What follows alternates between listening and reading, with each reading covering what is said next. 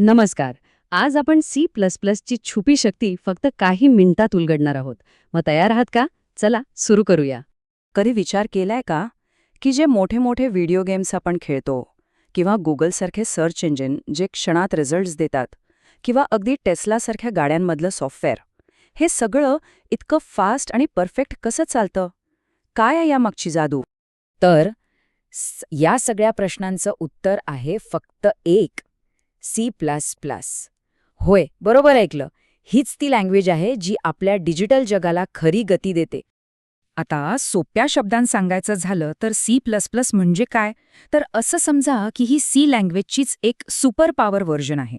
म्हणजे यात सीचा तो जबरदस्त स्पीड तर आहेच, पण सोबत ऑब्जेक्ट ओरिएंटेड प्रोग्रामिंगची एक खास जादूसुद्धा आहे.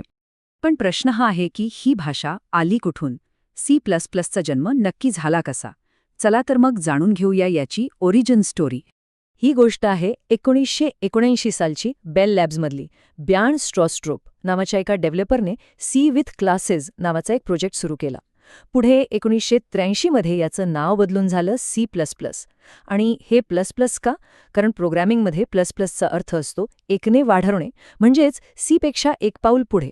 आणि गंमत म्हणजे C++23 आणि C++26 सारख्या नवीन अपडेट्ससोबत ही भाषा आजही पुढेच जात आहे. तर मग त्यांना ही नवीन भाषा बनवायची गरज का वाटली? कारण स्ट्रॉस्ट्रोप यांना सी भाषा आवडत होती, पण त्यांना असं जाणवत होतं की मोठे आणि कॉम्प्लेक्स प्रोजेक्ट्ससाठी काहीतरी कमी पडतंय. आणि ती गोष्ट होती ऑब्जेक्ट ओरिएंटेड प्रोग्रॅमिंग. याच गरजेतून, याच विचारातून C++चा जन्म झाला. चला आता बघूया C++च्या त्या खास सुपर पॉवर्स ज्या तिला इतकं शक्तिशाली बनवतात. नक्की काय आहे असं या भाषेत? सगळ्यात पहिली आणि सर्वात मोठी सुपर पॉवर आहे स्पीड. C++ ही सी लँग्वेज इतकीच म्हणजे अक्षरशः हार्डवेअरच्या जवळ जाऊन काम करते. आणि यात एक झिरो ओव्हरहेड नावाचं तत्त्व आहे. याचा साधा अर्थ आहे, आपण जे वापरत नाही त्यासाठी आपल्याला कोणतीही किंमत मोजावी लागत नाही. म्हणजे आपला प्रोग्राम उगाचच स्लो होत नाही. दुसरी सुपर पॉवर आहे ऑब्जेक्ट ओरिएंटेड प्रोग्रॅमिंग, ज्याला आपण OOP म्हणतो. हे नक्की काय आहे? असं समजा की आपण लेगो ब्लॉक्स वापरून काहीतरी बनवतोय. प्रत्येक ब्लॉकचं एक ठराविक काम आहे. आपण हे ब्लॉक्स जोडून काहीही बनवू शकतो आणि तेच ब्लॉक पुन्हा दुसरीकडेही वापरू शकतो. OOP अगदी तसंच काम करतं. यामुळे मोठमोठे सॉफ्टवेअर प्रोजेक्ट सांभाळायला खूप सोपे, व्यवस्थित आणि रियुजेबल बनतात. पण थांबा, C++ची ताकद फक्त इतकीच नाहीये. ती मल्टी पॅराडाईम आहे. म्हणजे एकाच भाषेत अनेक प्रकारे कोडिंग करता येतं. यात टेम्पलेट्स आणि STL सारखी रेडीमेड टूल्स आहेत, ज्यामुळे आपला खूप वेळ वाचतो. आणि सगळ्यात महत्त्वाचं, मेमरीवर पूर्ण कंट्रोल. म्हणजे डेव्हलपर हार्डवेअरमधनं जास्तीत जास्त परफॉर्मन्स मिळवण्यासाठी प्रोग्रामला अक्षरशः फाईन ट्यून करू शकतात. हे अगदी एखाद्या रेसिंग कारचं इंजिन स्वतःच्या हाताने ट्यून करण्यासारखं आहे. आणि हो, मॉडर्न C++मुळे तर आता कोडिंग खूपच सोपं आणि सुरक्षित झालंय. बरं, आता थेअरी खूप झाली. आता प्रत्यक्ष बघूया की खऱ्या जगात C++चं राज्य कुठे कुठे चालतं. जरा या चार्टवर नजर टाका. Game development, high performance software, robotics, operating systems, ज्या ज्या ठिकाणी स्पीड आणि परफॉर्मन्सला सर्वाधिक महत्त्व आहे, तिथे तिथे आपल्याला C++चाच दबदबा दिसेल.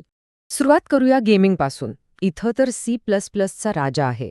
मग ते अनरियल इंजिन असो, युनिटी असो किंवा गोडोट, या सगळ्या मोठ्या गेम इंजिन्सचा पाया C++च आहे. किंवा आपण रोजच्या कामात वापरतो ते ॲडोब फोटोशॉप, इलस्ट्रेटर किंवा प्रीमियर सारखे सॉफ्टवेअर हे इतके स्मूथ का चालतात? कारण यामागे सुद्धा C++चीच पॉवर आहे. इतकंच काय, आपण जी विंडोज ऑपरेटिंग सिस्टम वापरतो तिचे महत्त्वाचे भाग आणि गुगल क्रोम ब्राउझरला वेग देणारं V8 इंजिन, हे सुद्धा C++मध्येच बनलेलं आहे. आणि आता जरा सगळ्यात भारी गोष्ट ऐका. टेस्लाच्या गाड्यांपासून ते थेट स्पेसएक्सच्या रॉकेटपर्यंत या सगळ्या अत्याधुनिक टेक्नॉलॉजीच्या केंद्रस्थानी सुद्धा C++च आहे.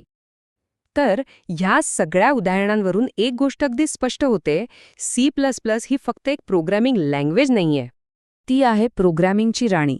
आणि राणी का? कारण तिच्यात शक्ती, नियंत्रण आणि लवचिकता यांचा एक जबरदस्त मिलाप आहे. आणि हो, सगळ्यात महत्त्वाचं, एकदा का C++वर पकड आली की मग जावा, C#, रस्ट किंवा गो सारख्या दुसऱ्या आधुनिक भाषा शिकणं खूप सोपं होऊन जातं. कारण या सगळ्यांचा पाया कुठेतरी C++ शीच जोडलेला आहे. C++23 सारख्या लेटेस्ट स्टँडर्डमुळे ही भाषा आजही तितकीच रिलेव्हंट आणि फ्युचर प्रूफ आहे.